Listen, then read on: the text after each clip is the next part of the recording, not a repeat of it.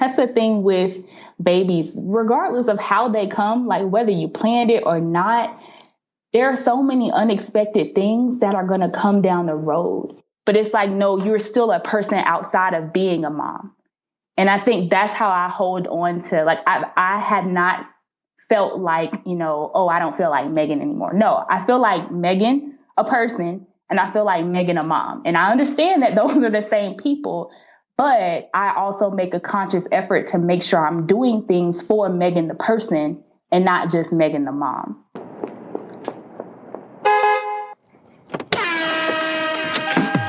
Hey, this is Raina Campbell, your Chief Dream Driver, and welcome to the No Parking Podcast, where through conversations and discussions with creators like yourself, we'll find interesting approaches to help you take your dreams out of park, put them in drive, and ride towards success.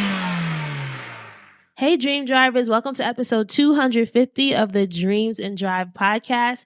Today, we are going to be speaking with Dr. Megan N. Freeland, who is a public health pharmacist, healthcare copywriter, business owner, and host of the LaziMILLENNIAL Lounge podcast. So today, we're going to be diving into Megan's dream driving journey and her road to achieving her dream of working for the CDC.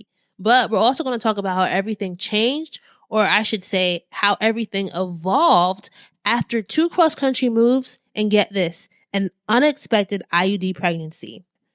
All of what Megan's been through, though, has enabled her to fully understand and embrace her identity as a multi-passionate person, and she wants you guys to be able to do the same.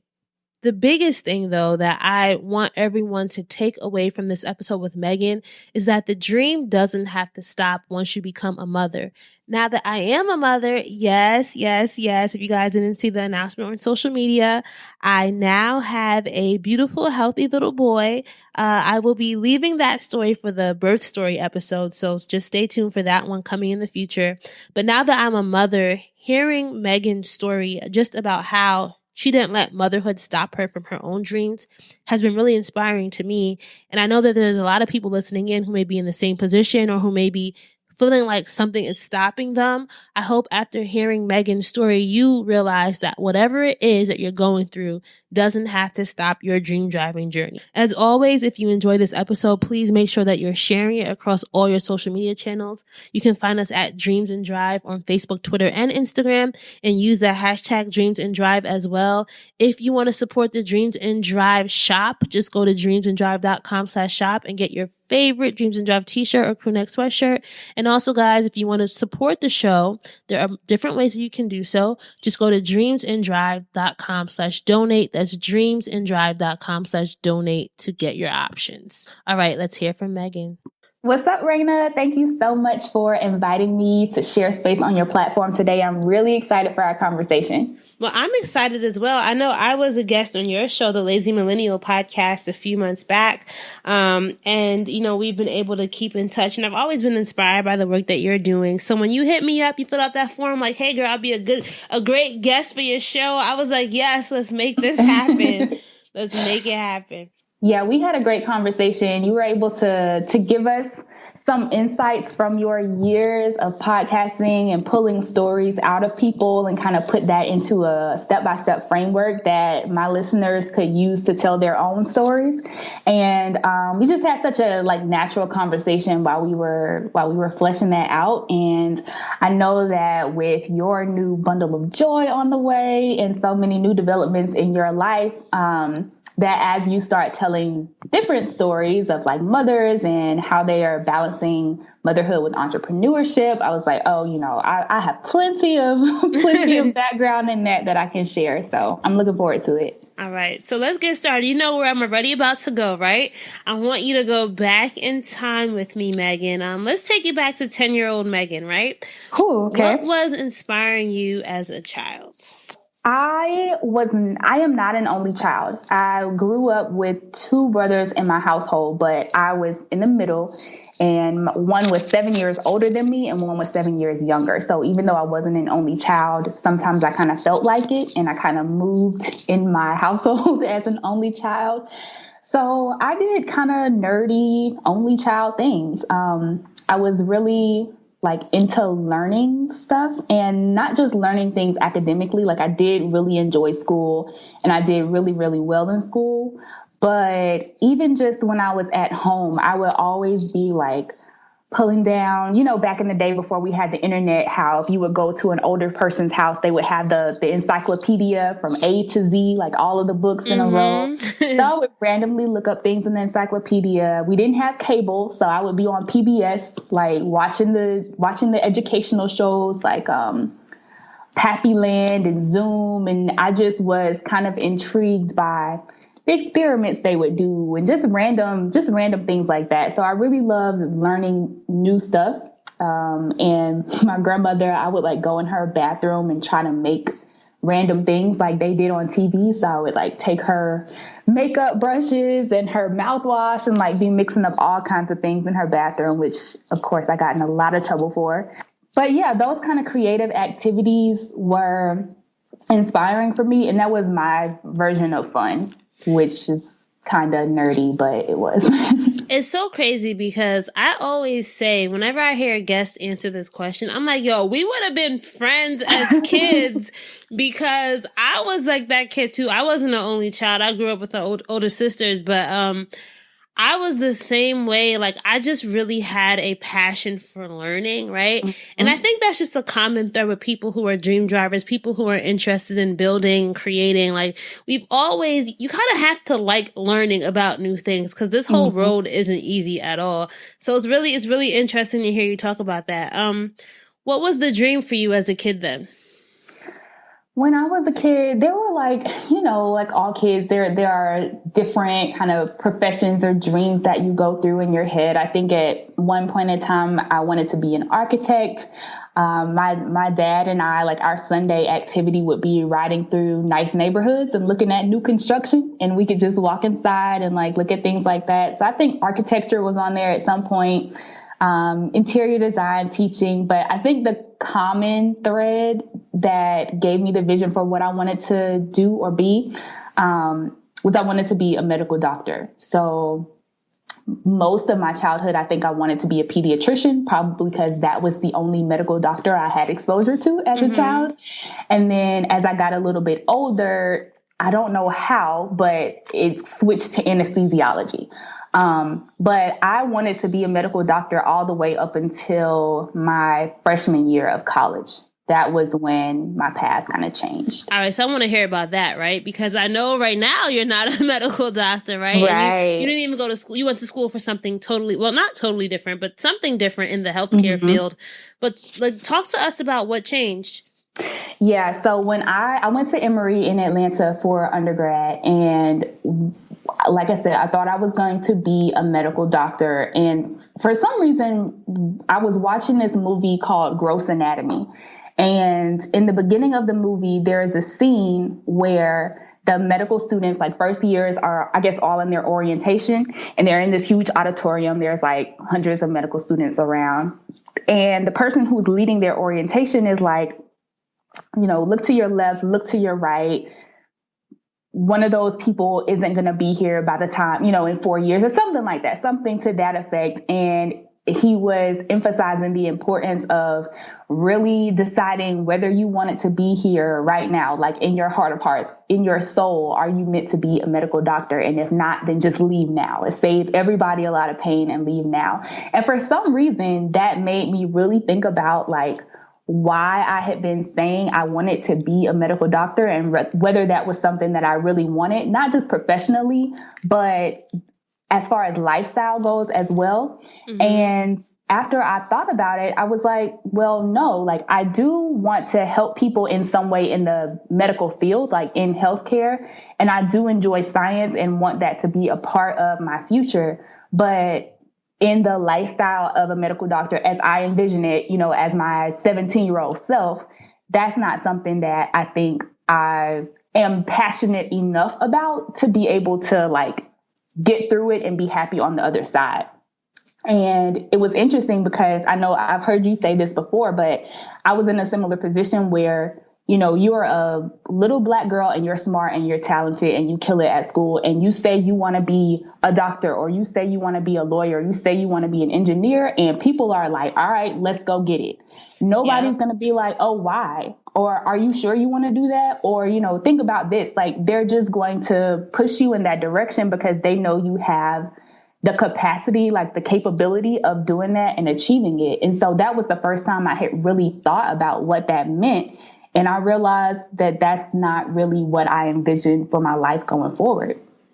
Isn't it amazing, though, like looking back, that you had that realization so early? Because you could have been 2 years into medical school, wasted a whole bunch of money. You know what I mean? Like, it's really, it's really good that came early for you, because for some people it doesn't. And I don't want to say they waste time, because, everything's an experience. We learn through everything. But, you didn't have to go through all that trouble to then be like, hey, I don't really want this.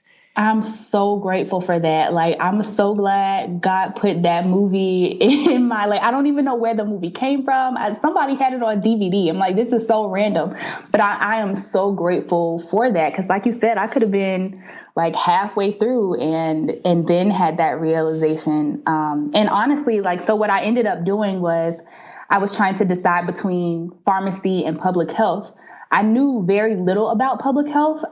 What I knew about public health was only by attending Emory, because Emory's public health school is one of the top public health schools in the country. And their medical school too, right?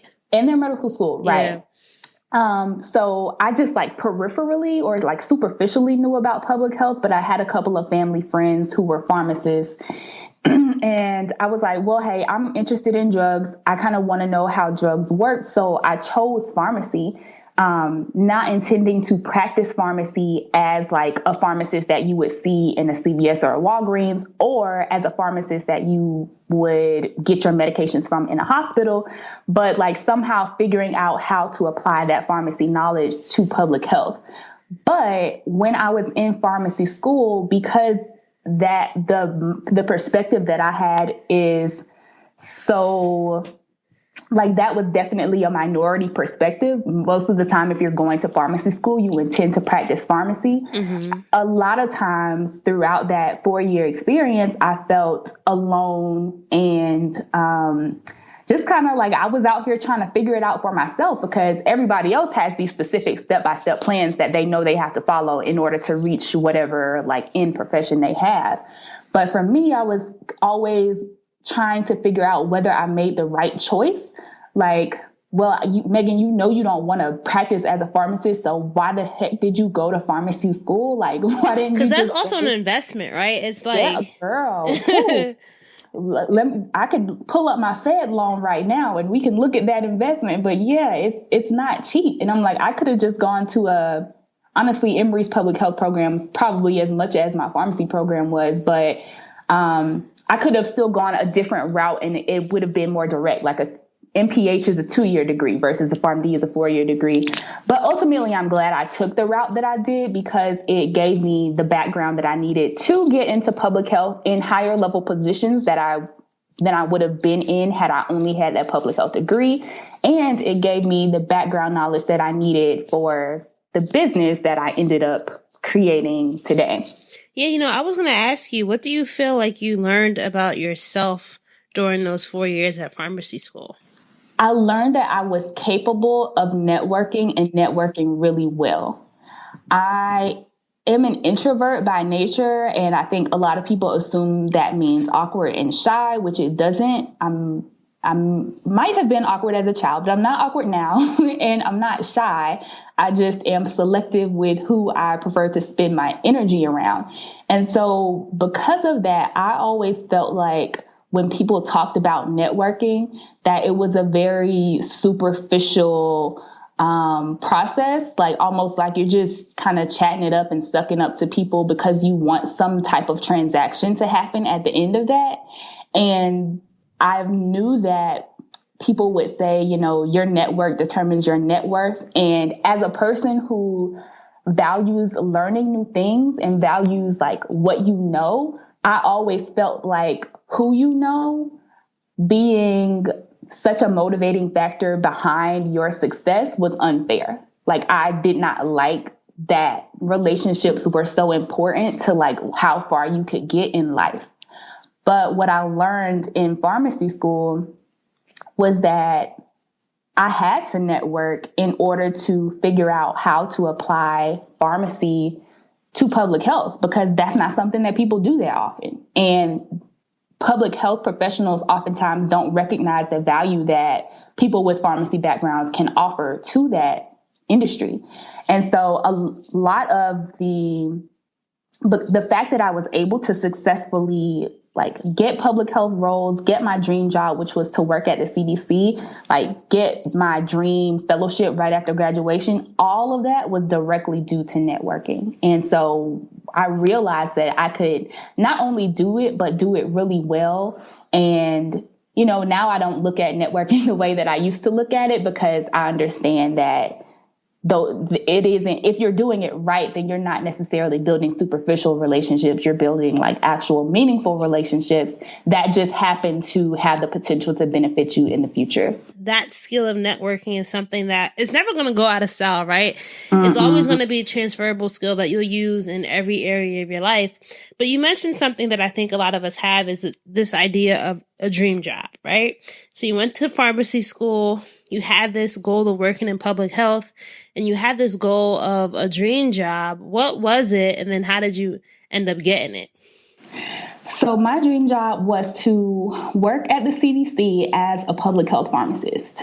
Or really just work at the CDC. I didn't even have to Why be CDC? in the public health. Like, just because that's like the mecca of public health? Yeah. So Emory is literally like, if I were at Emory, I could walk outside and be at the CDC in 5 minutes. If I were at the public health school, I would be there in 2 minutes. Okay. So the proximity is like obviously a factor, but also when I was in the 9th grade, I'm from Columbia, South Carolina. So that's where I grew up. When I was in the 9th grade, our magnet program took a field trip to Atlanta. And while we were on that trip, we toured Emory. That was my first exposure to Emory. And we also toured the CDC on that trip. And on that trip, I decided that I was going to college in Atlanta, I was going to Emory, and I was going to work at the CDC. So those were like the 3 things that I decided in the 9th grade. And I think as I learned more about public health and realized, oh, this is actually what the CDC does, because at that time in the 9th grade, I didn't know what they did. I'm like, oh, okay, well, I'm interested in public health. So this is how I can like figure out how to work at the CDC. So I think just like having that in my head as a child and then going to Emory and being so close to it, I think it was just like, that was the draw in it for me. I wanted to figure out how to, like I said, take that pharmacy background and apply it to public health. And I actually secured a fellowship during pharmacy school that was at the CDC, a summer fellowship. So that was my first like foot in the door kind of experience. And that just reaffirmed the fact that I wanted to work there after graduation, but I was having trouble figuring out how to get back there after graduation. So I ended up taking a more circuitous route. I did a pharmaceutical industry fellowship, but I specifically and purposely chose a fellowship that had a public health component. So most of the fellowships, they might have an academia component where you kind of teach pharmacy students as a postgraduate fellow. And then there's a component where you work at a pharmaceutical company. The fellowship I chose had both of those components, but it also had a component where you work at the FDA after both of those components, which is public health. But the only reason that I really did that fellowship was because I wanted some type of public health experience so I could go back to the CDC and be like, hey, y'all, look, I'm still here. I have what I need. I got you. Let me in. This kind of crosses into the motherhood journey. So I don't know if you want to pause here or... Yeah, let's pause there a little bit. Okay. During, like the fellowship and you actually graduating and you're now immersed in the industry, was it what you wanted? Or did you ever have any feeling within you like, I don't know if I really, really want to do this, but I'm just going to keep on this path? And I asked that, just because you are so multi-passionate, as we know, right? But I'm just wondering, at this point, were you still laser focused? one of the other reasons that I chose this fellowship was because it gave me more exposure than some other fellowship programs do. Okay. So with this having 3 different tracks, that was kind of unheard of. Most of the programs had 1 or 2 tracks max. And while I had some level of interest in the pharmaceutical industry, I hadn't had any experience in it before. So I knew that I didn't know for a fact whether I was going to like it. And that's the other reason why I wanted to choose a program that had some other elements, so that if I did not like the industry component, that wouldn't be the entirety of my postgraduate training. Does that make sense? Yeah. Like I did that, the academia component of the fellowship, which was amazing. I honestly didn't think I was going to like it, but I really enjoyed teaching students and doing like the office hours and all that kind of thing. But then the next part of that fellowship was the pharmaceutical industry component. I was actually in Jersey in Raritan and at Johnson & Johnson, and my team was great. The company was great, but the work that I was doing was like, this is not it. Like, I could tell that it wasn't a space that I wanted to be in long term. So there were definite like doubts there, but I wasn't too worried about it because I knew that the industry wasn't my long-term goal anyway. I knew that public health was. And because I had already had a taste of public health at the CDC, I wasn't as concerned about like whether that was something that I really wanted, because I felt like it was, at least at that time I did. All right, so we got that down. Now let's talk about, right? You know, let's talk about the pit stop, right? Or what do you call those things? The rest stops, if like you're driving on a long drive. Let's talk about let's talk about what happened during this time when you were in New Jersey, and how life truly changed for you in, you know, a few seconds. So we successfully completed the portion of the fellowship program in Indianapolis, right? That was the academia component. And then it's time to go to Jersey. So we're there. We're doing our pharmaceutical industry thing. And I went home. I would go back to Atlanta, I would say every 3 weeks to see he's my husband now, but he was my boyfriend at the time. We owned a house here. So we would try to come see each other about every 3 weeks or so. And when I got to New Jersey, it was like January. And I thought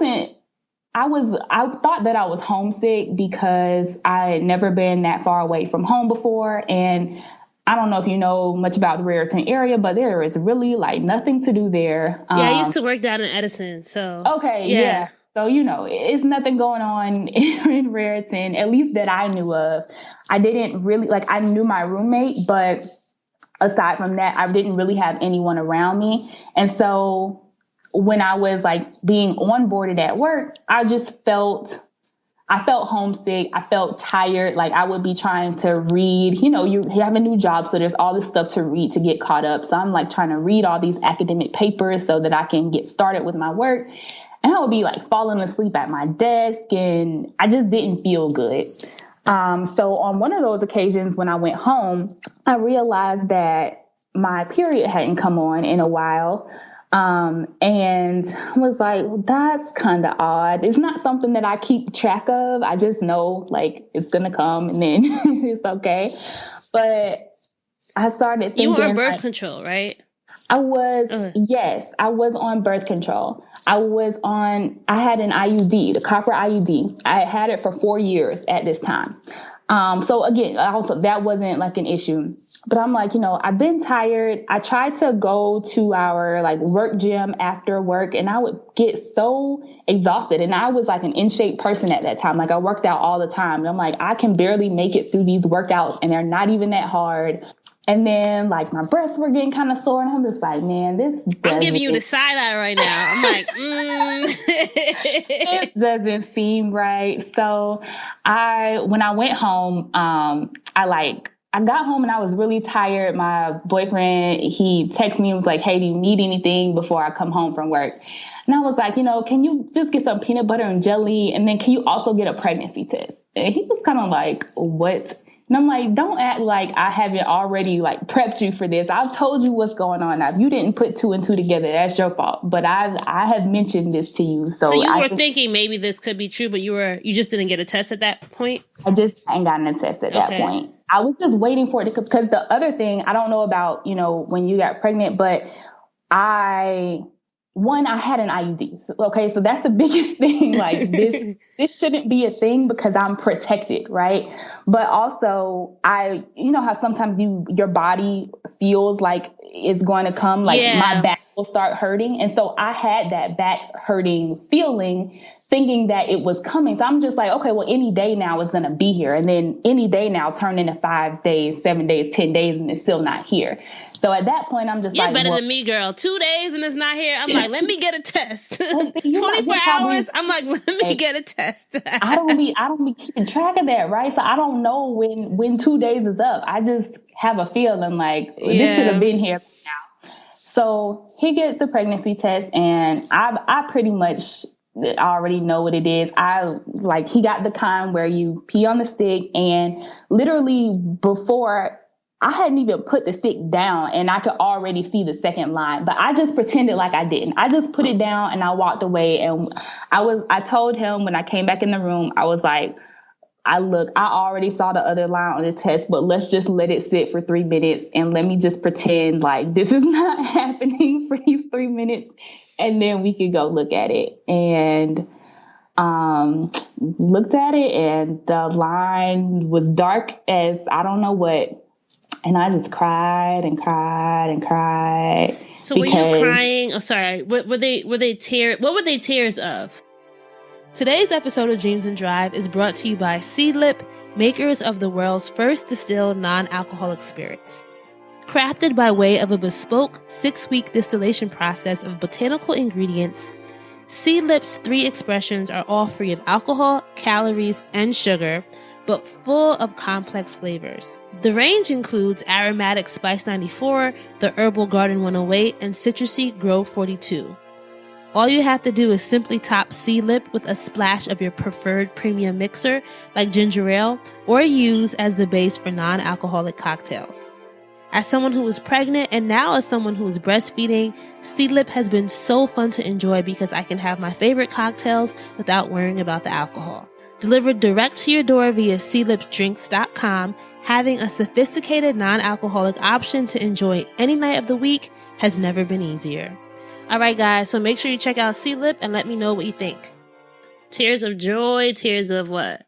They were tears of sadness and grief and frustration. There were no tears of joy in that on that day, because I wasn't even a whole year of the way through my program. That would have been like the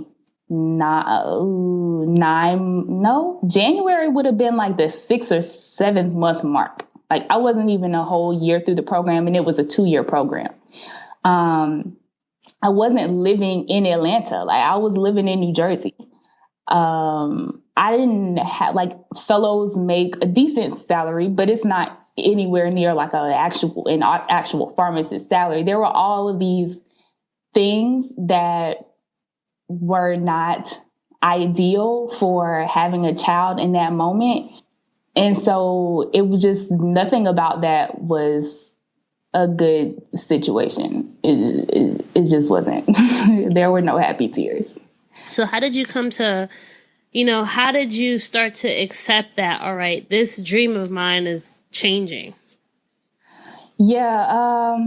I mean, it definitely took a lot of time. I probably wasn't I probably didn't get excited about the pregnancy until around 18 weeks, which was when I moved back home. Okay. I went back to Jersey and spent all that time there and kind of tried to just, do what I needed to do. Of course, I had to talk to the directors and the preceptors in my fellowship program. And that was difficult because with it being a 3-part program, that meant I had 3 different preceptors, which meant I had to have this conversation on 3 different occasions.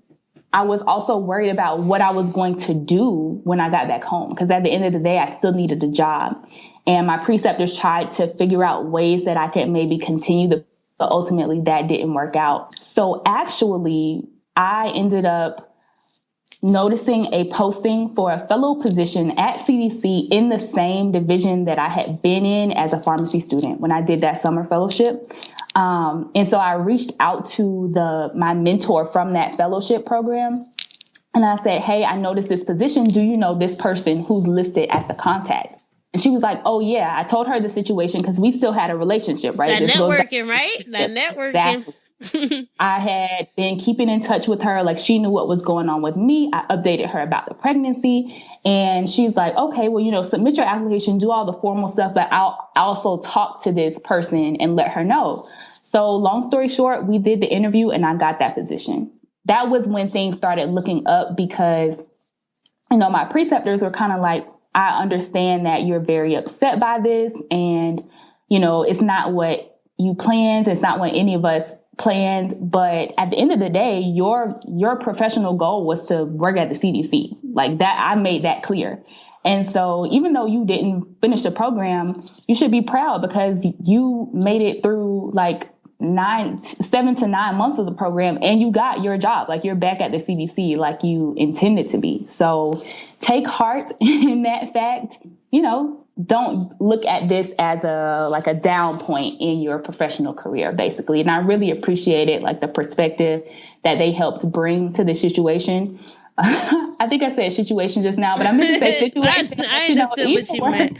I know what you meant. So yeah, that was, I think once I got that position, then I kind of felt like, okay, my life is not over. I did not do all of this hard work for nothing. And this is going to be a new professional beginning and a new personal beginning because I have the job that I wanted to have. And, I didn't ask to be a mother, but I think it's all going to work out and I'll just have to figure it out along the way. My life is not over. I love that you said that because I think that's something that a lot of us who have the surprise pregnancies or who are really focused on achieving this dream and then we get hit with this curveball, you can really sink into the whole, I guess just the mental, what's the word? Like, you just really get stuck in those thoughts of, oh my gosh, what's going to happen? Yeah. My life is ruined, or like even parts of you may feel guilty. I don't know if you felt like this. I know I felt like this in the beginning, is like feeling a little bit guilty about not being as excited as you should, especially when you see other people and you know that pregnancy is something that you should be happy about, or, is a blessing, because when you think about the odds of how one little sperm met the egg, right? When you think about the odds, it really is miraculous, but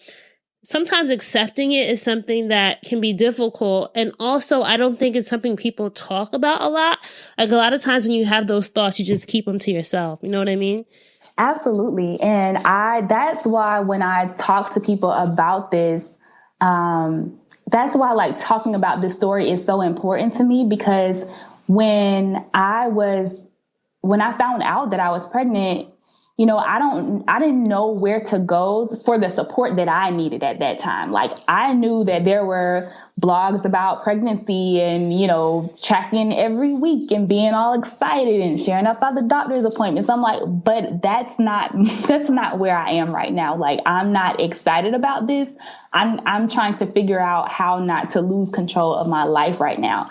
And like you said, I don't think a lot of people talk about not even just having an unintended pregnancy, but having an unintended pregnancy and not being excited about it. Like literally, I'm writing an article for one of my clients right now about racial disparities in reproductive health, and specifically for Black women. And the rate of unintended pregnancies, period, is like almost 50%, like overall. But in Black women, it's like 70%. And I'm like, a large portion of those pregnancies, women are not necessarily excited about, at least not immediately. And there needs to be more support for that, because the feelings that can cause just as a person, And then on top of the pregnancy hormones that you're feeling at that time, like that can combine into a really negative experience. So that's something that I try to share with people anytime I can, is that, you know, it's perfectly normal not to be excited just because you're pregnant. Like, this isn't something that you necessarily planned. It isn't something that you necessarily feel ready for. And, you know, hopefully those feelings will change as things go on. But, you know, don't beat yourself up about not feeling super gung-ho about, you know, the pregnancy.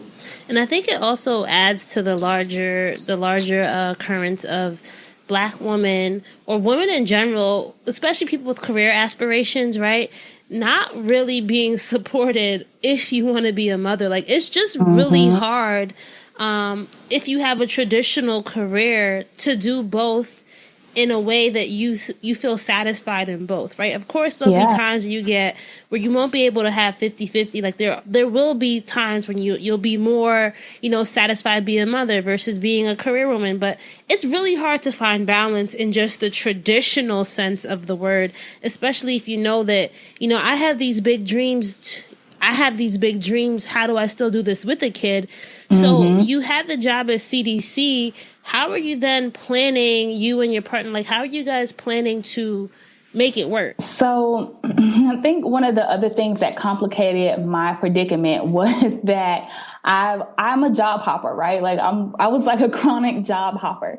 So this particular hopping situation wasn't intentional, but the fellowship program that I got at CDC, it was like a 3-month program, or it wasn't designed that way, but I was picking up like the end of someone else's contract. So I was just filling out the rest of what they were doing. And ironically, that contract was set to expire on August 31st. And I was due with my son on September 18th. So I was just going to use the end of that contract on September 18th. Yeah. Oh, cool. We have the same timeline. Right. And my daughter was born on September 21st. That's so funny. So I was going to use the end of that contract as the natural beginning of my maternity leave. And whereas I intended to go back to that same job after I had the baby, I actually got a different job offer while I was out. And I decided to take that job offer. And that's when stuff really started popping off because that job was it took up most of my time. So I went from being with my son 24/7 while I'm on leave, right, to maybe seeing him 30 minutes a day. And that 30 minutes was the time that I spent breastfeeding him in the morning before I went to work. Oh my gosh. And he was still young? How old was he? I went back to work at, I want to say it was like 9 weeks. It would actually, maybe it wasn't even that long. It was between 8 and 9 weeks. Wow. And he was super young. And because of my work schedule, my husband ended up having to bear the brunt of the logistical challenges of, you know, having a baby. So he would have to drop him off at daycare, pick him up from daycare, feed him when he got home, put him to bed some nights because I still might not be home. He would have to take him to doctor's appointments, like anything like that he had to do because my work schedule at this new job, which was at in a pharmacy department of an insurance company, a major insurance company. And that was definitely a rough patch for us. Fortunately, that rough patch only lasted 3 months because I would say within the first 1 to 2 weeks of realizing, you know, what my work schedule was going to be, because it wasn't something that I knew before I took the job. But I told my manager, like, this is not sustainable. I'm not about to see my son for 30 minutes a day. So if we can work something out, then we need to work something out. If not, I'm just letting you know up front that this is not sustainable. And so I actually accepted another job back at the CDC after 3 months and I left. But in that moment, we just had to do what we had to do because I literally didn't have the availability to be active in that process. Like I was just gone. And so he really, he really like took things under control and made sure that stuff got done. But that's not something that we planned for or that we really expected. Mm-hmm. And so that was really difficult, on top of just having a newborn baby, like the natural difficulties and challenges that come with that, because he was still a newborn when I went back to work. So after I went back to CDC, we got a lot more balance and were able to kind of get into a routine as far as, who did what and sharing the load and whatnot. That's the thing with babies, regardless of how they come, like whether you planned it or not. Yeah. There are so many unexpected things that are going to come down the road.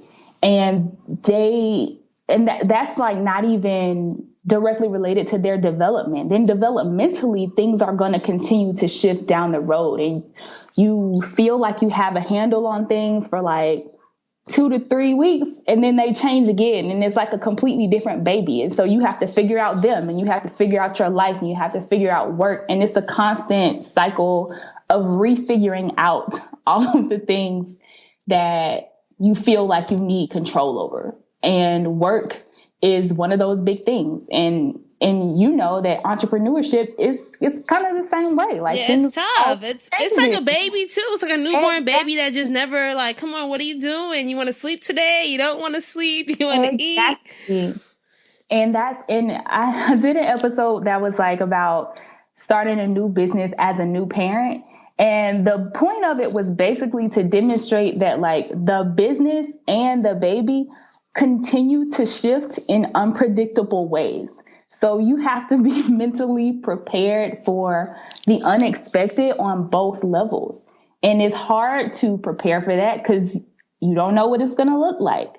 I think the only real preparation that you can have is knowing that it's going to happen. Like knowing that when these shifts and ups and downs do happen, that it's normal and that it's expected and that you'll have to figure it out. But you can't premeditate how you're going to figure it out because you don't know what's going to happen. You know what I mean? Oh, that is some good advice because, like even now with me being 10 weeks to go, right? I'm starting to like put together the plan and like trying to figure out, all right, even with just the episodes for the podcast, let me interview as many people as I can now because I probably won't have time when he's here in the beginning. But the thing that I also want to, ask you too, because we talk about a lot of the things that are unpredictable, but what were some of the things that you loved about, being a new mother and that you think have really impacted you as a person? I'm laughing because I don't want this to sound, I don't want everything that I say about motherhood to sound pessimistic, but I also try to balance that with reality. And I think this might just be a personal preference because I know a lot of women, they just love newborns and they think it's the best thing ever. But honestly, the newborn stage is my least favorite. And I can say that confidently after having two kids. Some of the mental weight of not having asked for that pregnancy made having a newborn child really difficult for me. Okay. Because in that space, I would always think like, see, God, I didn't ask you for this. This is why I wasn't ready. Like, this is why I had this IUD because I didn't want a kid right now, So I dealt with a lot of that. But as far as highlights go, I think being forced to take a step back and focus on someone else, focus on like developing and nurturing and fostering the growth of someone else that wasn't me, helped me learn a lot about what I needed to nurture myself. And I think the ways that it did that were, sometimes you get so deep in your own head that you don't actually like take an objective look at the person you are and the things that you need. You almost get like stuck in a cycle of, well, this is what I've always done, so let me keep doing this. But in having to learn so much about my son and, babies, they have emotions too. Like they have good days and bad days too. And learning how to be patient with him on his bad days and how to celebrate with him in his good days. And even just from moment to moment, they can feel completely different. That gave me a lot of perspective about myself and, just adults in general, like, and being patient with myself and gracious with myself and catering to the specific needs that I have in a specific moment. Like some days I feel really good. And like, take it, you being pregnant now, right? You probably have days, maybe few and far between, but you probably have days when you feel almost like yourself again, Yo, you know what's funny, Megan? I honestly forgot how it feels to not be pregnant. Like, it's weird because, I've been pregnant for like 7 months now, right? Mm-hmm. And I was just talking to one of my girlfriends the other day, and I was like, wait, I really don't remember. Like, I feel like it's going to be weird once I'm not pregnant anymore, because I've just been so used to this feeling for so long that I don't know what I don't know how September is going to be for me. Like, it's going to be really interesting. Don't be surprised if you almost feel like a stranger in your own body after you have the kid, because your body in 2 states, right? Your not pregnant body and your pregnant body. The body that you're going to see the first time you look in the mirror after you have the baby is going to be a third body that you have no idea, you have no idea what it's going to look or feel like. I vividly remember looking in the mirror, like in the hospital bathroom after I had him, and I was like, what is this? Like, I'm confused. What is this? And it was shocking. It was shocking. And just even emotionally too, right? Yep. That's something I've heard too. It's like, a lot of people mourn who they used to be. This is me just think. I haven't been there yet, right? But I've heard stories of like, you have to accept that you'll never be who you were before. But then part of that scares me, because I'm like, what does that really mean? Like, for you, what does that mean, right? Like, is it something that you'll get over? Is it something that you'll eventually love who you are now? Or you'll just constantly be stuck in this state of, I want to be the old Raina, or I want to be the old Megan? I think a lot of it, so when immediately postpartum, there's so many things going on hormonally in your body that it can almost feel like you're not in control of your feelings and emotions. And to some degree, you're not, because the oxytocin and all the other hormones like going crazy kind of will have you strung out, just honestly. But once you kind of get past that immediate postpartum period and you start to grow in like your motherhood and feel more confident in it, I think that the way you feel about yourself starts to become much more of like a choice, something that you have to decide rather than something that you can let your emotions decide for you. So I know for me, because I didn't plan to be pregnant, it was like, well, I'm not ready to not be Megan just because I had this child. Like, I still want to be myself while being a mother. And I think that is something that I can do. Whereas I know a lot of women that I talk to, it's like, motherhood now is my world.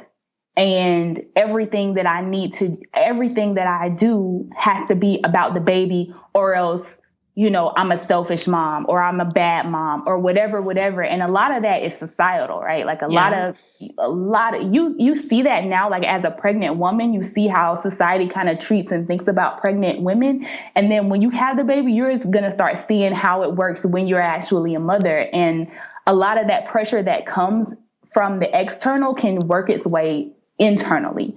And so I think that one of the best ways to make sure that you don't lose yourself in motherhood is to set your priorities for yourself rather than letting other people set them for you.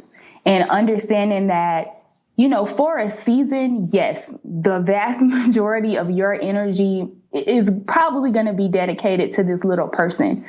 But that as that person becomes a little more independent and, you kind of get into your groove, that it's perfectly okay to say, all right, what did Raina used to love? What used to light Raina up? And how can I incorporate that into my new identity? Like, you're still going to be Raina the person, even though you are also Raina the mom. And I think a lot of mothers lose track of the person, and the mom becomes the person. But it's like, no, you're still a person outside of being a mom. And I think that's how I hold on to, like, I had not felt like, I don't feel like Megan anymore. No, I feel like Megan, a person, and I feel like Megan, a mom. And I understand that those are the same people, but I also make a conscious effort to make sure I'm doing things for Megan, the person, and not just Megan, the mom. Okay. So 2 years into motherhood for you, Megan, you decided that you were going to give it a go and make give full-time entrepreneurship a go. Why that decision, and how did you make sure you didn't lose this dream of still doing something in healthcare? Yeah. So one of your episodes that I listened to, you asked, what happens when the dream changes or when the dream is no longer the dream anymore. And that is kind of the experience that I had with CDC. After I got into that third position, which was not ideal, the relationship with my supervisor was not a good one. And I knew that I wouldn't want to stay in that position, even if I did stay at the CDC. Yeah. But having been there for a while, I kind of recognized some trends and commonalities. And I just felt like I needed an outlet, right? So I started a blog, like millennials do when we need an outlet. We start a blog, right?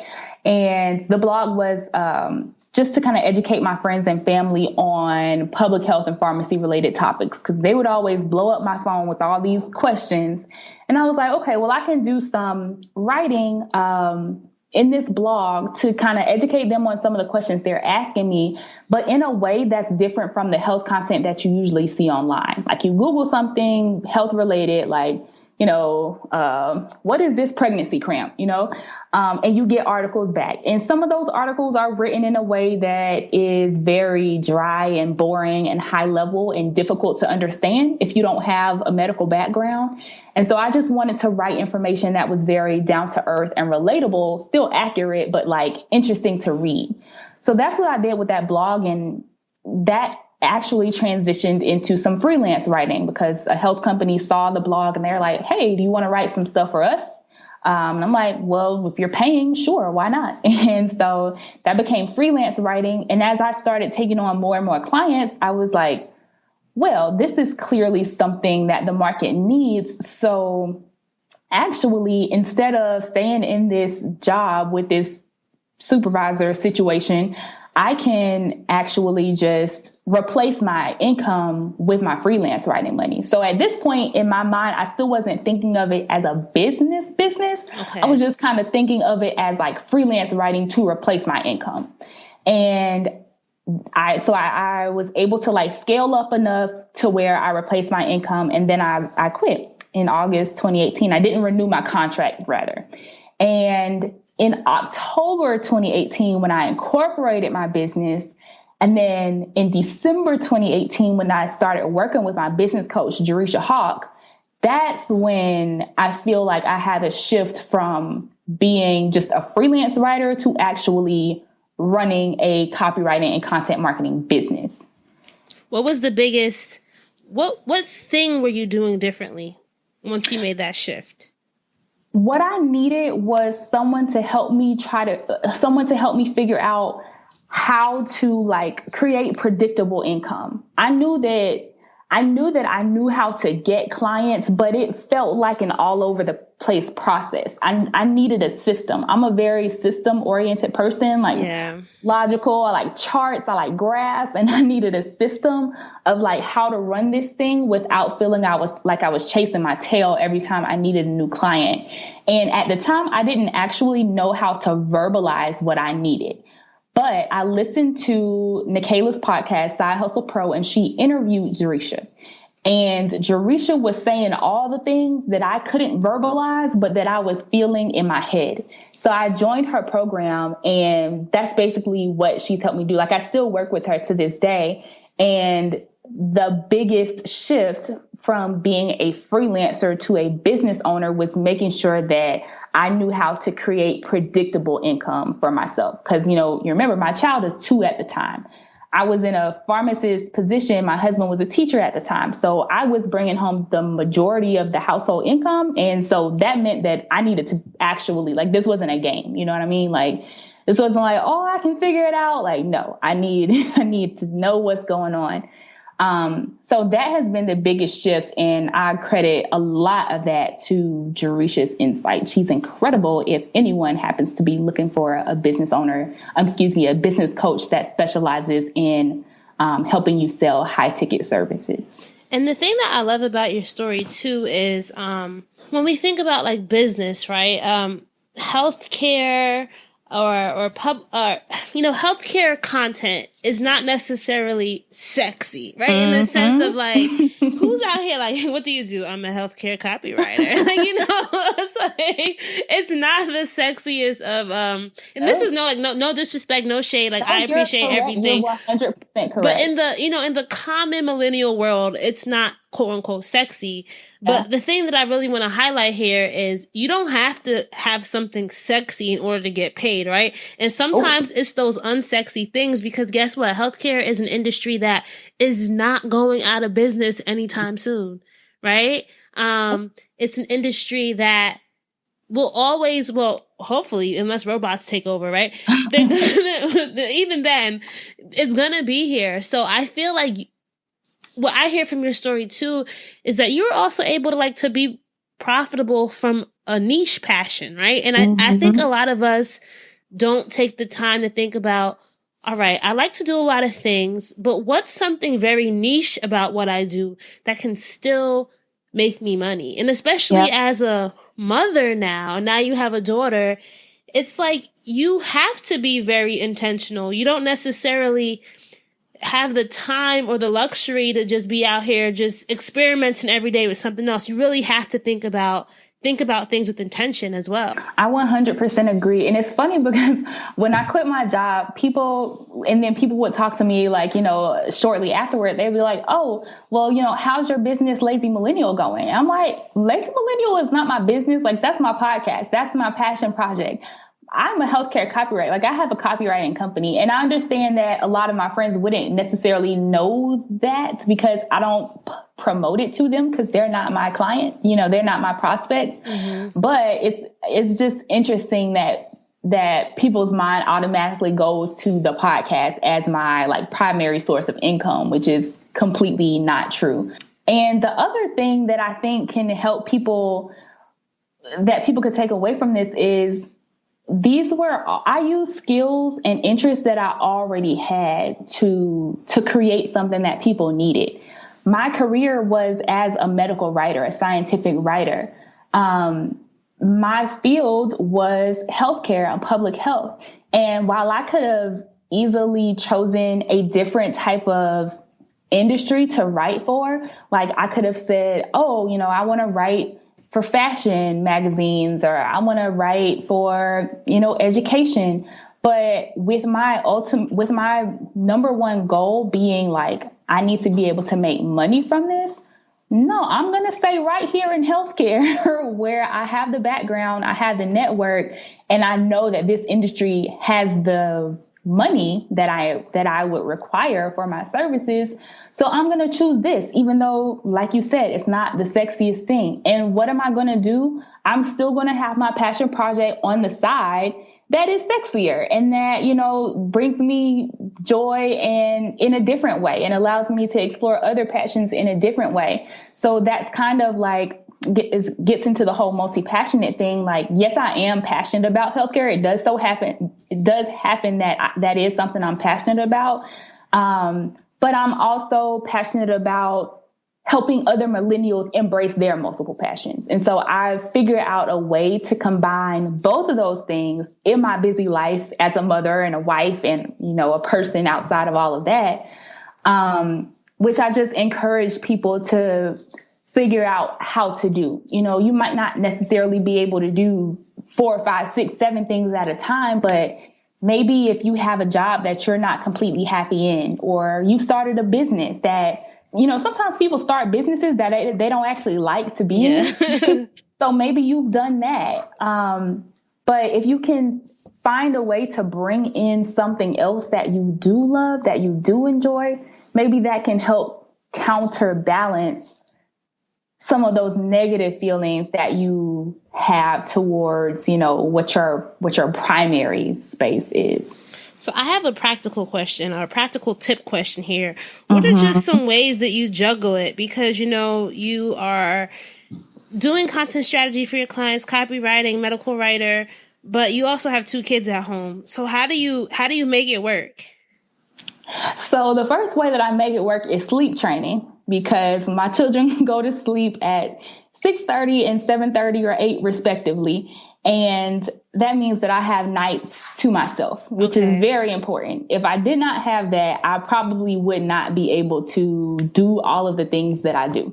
On the other side, I am very organized with my time. And this is something that I did even in my my employed roles, my 9 to 5, because there were a lot of moving parts. But one of my biggest tips is time blocking. Well, it's kind of a combination tip. So the first thing is I create my to-do list for the week on Sunday nights. So on Sunday, I write down everything I need to do for Monday, Tuesday, Wednesday, Thursday, Friday. I don't necessarily order it or anything. I just write down what needs to get done on what days. And then that morning, I don't have to worry about what I need to do that day because I've already written it down. But what I do instead is I schedule out my day. So I'll say from 7:30 to 8, I'm going to eat breakfast. From 8 to 8:15, I need to nurse Maya. From 8:15 and XYZ on down the day, and make sure that everything that I wrote on my to-do list for that day has a scheduled time block for me to get it done. That is probably that combination of time management methods is that's my goal. I live by that. If I don't do that, it's going to be a mess. Writing that down now, girl. Writing that down now. The time blocking is so important, and it's not something that I am able to do as if now in this pandemic state because I'm watching my kids a lot of that time. But I will still say, if I know this afternoon my husband is watching the kids, okay, well, this afternoon I need to work on these 2 client projects. So I can't necessarily say from 2:15 to 3:30 I'm going to do it, but I can say at some point in this afternoon that's what I'm going to do. Those are definitely my biggest tips. I did do a time management series on the podcast as well, where I shared 25 or 26 strategies that I have used in the past that actually worked really well. But those are my 2 go-tos for the current period of my life. And just to keep it real, right? What are some of the things that you are still struggling with, or challenges that you're navigating as you drive this journey of motherhood and entrepreneurship? I think one of my biggest challenges is making sure that I also make time for my husband. If I'm being we haven't talked about honest. Him too much. I know, right? Because that's important. He also has a job that it has peaks and valleys. There are times when he's super busy and then times when he's less busy. And then my work also has peaks and valleys. And sometimes those peaks and valleys don't match up. We're both at peaks, or he's at a valley and I'm at a peak, or he's at a valley, or vice versa. And so making time to make sure that we are spending time with each other, outside of time with each other when the kids are around too, is something that's still a work in progress. And it's made so much more difficult during this pandemic because the kids are at home with us 24/7. And whenever we individually get free time, we honestly want to enjoy our free time alone. We're both introverts. We both need solo time to recharge. So we're trying to be more intentional about scheduling time that we are actually going to spend together, a couple of nights a week, making sure that, we know in advance, okay, we're not going to be doing work tonight. We're going to hang out. And, that has been, I've noticed a difference since we've been doing that. That's been a month and a half now that we decided to be more intentional about that. So it's still a work in progress. And like this week, for example, or last week, for example, we were both at peaks. So we didn't do those nights. And like I said, the difference is noticeable. So that's a work in progress and something that I feel guilty about every now and then. I don't have a lot of mom guilt, but I do feel guilty sometimes about some things. So, Megan, when you feel like giving up, what's that thing that keeps you going? Because this journey is not always easy, right? As you said, it's filled with many peaks and many valleys, but what's keeping you fueled? I think I'm supposed to say like my kids here, but it's not really my kids themselves. It's more like my vision for my family's future. So like I want our lives to feel a certain way, if that makes sense. And I know that the work that I do has the power to help us get to that point. And so that vision is what motivates me to keep going, even when I'm tired, even when, you know, I just want to, I had a video where I'm like, I just want to like eat some popcorn and some sriracha and watch TV all day, but I'm choosing not to because I can see that vision and I can see that it is within reach and that I have to do the work that is required to get there. So that's kind of what keeps me chugging along. Well, thank you for being so open, so vulnerable, so transparent during this chat, Megan. I know I have so many notes, and just as you know, being a mother to be, new mom, I'm just trying to soak up as much knowledge and as much stories, right? Because everybody's story is different, and we all take away something unique and something special. So I'm just from mother to mother. It's so weird saying that now, right? Like, I really do thank you for this conversation. You're welcome, Raina. I am so excited about like you having this baby and then growing in your motherhood journey, and you know, however much of that experience you decide to share. I'm really looking forward to seeing how you embrace it and how it changes you in a good way. Oh, thank you. Well, and that's what I've been thinking about too, because you don't know, right? Like, I don't know how things are going to be. So I'm going with the flow. I'm not trying to put too much pressure on myself as of yet, but just really allowing myself that time and the energy to realize this is an evolution and to just evolve. Yeah. You're in that cocoon that you talk about, and you don't know what the butterfly is going to look like, but it's going to be beautiful. Thank you so much, Megan. But if you want to be a dream driver, you need to have your keys to success. So Megan, what do you think are 3 things that every dream driver needs in their toolkit before they hit the road? I think every dream driver needs a support system, and that can look differently, but you need to make sure that you have emotional support around you. I think you need to have a vision. Even if you don't know exactly, what the path is, where the GPS is going to take you, at least have some idea of what it looks like, what it feels like, where you're trying to go. And I think you need to have a sense of adventure and a willingness to open yourself up to and embrace the challenges and the good things that happen along the way, because there will be a lot of both. I love that. Support system, vision, and adventure. Megan, can you tell our dream drivers where they can find you online, if they want to connect with you, if they want to listen to your podcast, all that good stuff? Sure. So if you find me on Instagram, you'll find all the links to my podcast, YouTube channel, blog. And so you can follow me on Instagram at LaziMILLENNIAL Podcast. That's LAZI, and millennial has 2 L's and 2 N's, or on my personal page at multipassionate Meg, MEG. Thank you so much, Megan. Thank you, Raina. All right. So that's a wrap for episode 250 with Megan. I hope you enjoyed hearing her dream driving journey as well as her keys to success. Guys, if you enjoyed this episode, you know what I'm going to tell you to do. Please screenshot it right now. Share it on your social media channels. You can find us across the board at Facebook, Twitter, or Instagram at Dreams and Drive. If you love the show, if it's your first time listening, please make sure that you're subscribed wherever you're listening to us, whether it be Google Podcasts, Apple Podcasts, Spotify, Pandora. Hit that subscribe button. so that you get notifications every time we have a new episode. If you want to shop Dreams and Drive gear and rock your Dreams and Drive sweatshirt or t-shirt this fall, just go to dreamsanddrive.com/shop, dreamsanddrive.com/shop to purchase something today. Or if you want to find out how you can support the show in other ways, just go to dreamsanddrive.com/donate. That's dreamsanddrive.com/donate.